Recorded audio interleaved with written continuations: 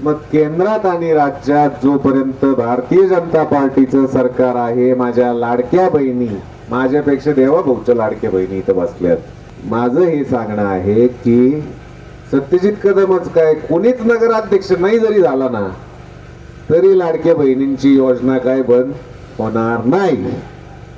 त्याचबरोबर शेतकऱ्यांसाठीची, एवढेच टाळ्या वाजले हो, त्याचबरोबर शेतकऱ्यांसाठी पेन्शन योजना आहे, त्याचबरोबर आयुष्यमान भारत योजना आहे. आपले असंघटित कामगार म्हणजे बरेचसे बांधकाम कामगार त्यात येतात, त्याचबरोबर आपल्या नसलेल्या बांधकाम कामगारांसाठी पण ती योजना चालते.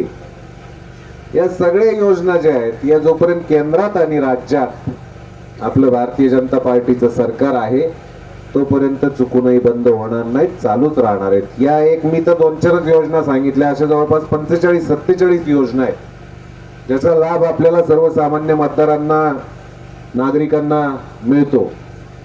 हे होत असताना विरोधक आज सांगतात आमच्या नेत्यांनी ही योजना चालू केली, असंच सांगायला आले असतील, कदाचित आले असतील तर गावाचा सगळा भाग माहिती असला तर येऊ शकतात, कारण काही भाग त्यांना माहितीच नाहीत किंवा काही दुसरीकडेच प्रचार झाले असंही मला कळालं. ती कळालेली माहिती नाक काय डोळ्यात, तोंडात आणि कानात 4-4 बोटाचं अंतर असतं, त्यामुळे कळालेली माहिती ऐकीवे हे सांगतो आधीच.